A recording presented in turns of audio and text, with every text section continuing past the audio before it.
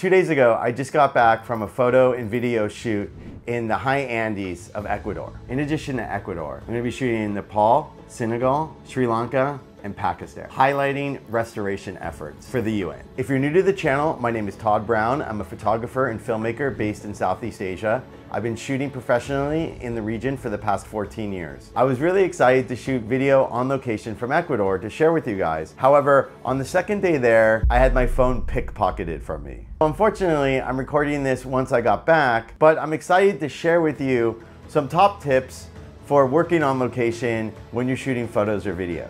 And tip number one, be careful with your phone. People had told me in Quito when walking around to be really careful about my cameras. And I certainly was, but I completely forgot and neglected the safety of my phone. So I highly suggest when you're carrying your phone, keep it in something that's zipped.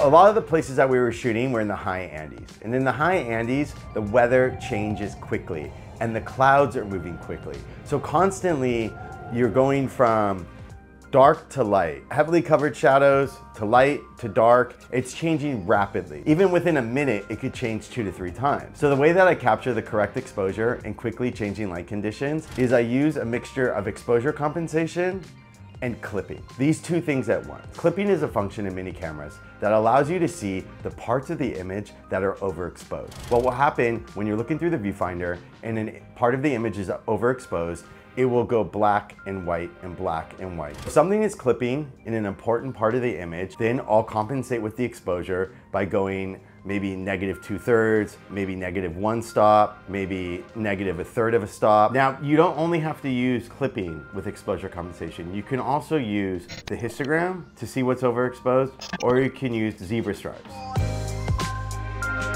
So in this video, we were capturing restoration efforts. People planting polylepsis trees. They were working in nurseries. They're planting on mountains. So what I wanted to try to do is layer. I wanted to show all the different activity that was going on and different people at different planes. So this is something that as I'm walking around and shooting, I'm constantly looking for how I can have different people on different planes in the image. We were working with a lot of different indigenous communities, so I wanted to definitely highlight how amazing their dress is and how different each of these communities is. And you could highlight that by showing the clothing, by showing the different jewelry, the different hats. So I wanted to make sure to capture that in the images. All right, so now I'd like to briefly talk about some of the gear that I used on this shoot. I used my SL2S, a Leica Q3, and for my lenses for my SL2S, I had a 50 f2 and a 35 f2. I was really happy with this setup. But one thing I noticed is that maybe I didn't have enough batteries. I had 2 batteries for each of the cameras. So that's 4 batteries in all. And I found myself getting kind of low. So a tip is whenever you go out shooting, always bring battery chargers with you. Don't leave the battery chargers in the hotel. Bring the battery chargers with you. So that's all I got, guys. If you like this video, make sure to like and subscribe. I look forward to sharing the next one.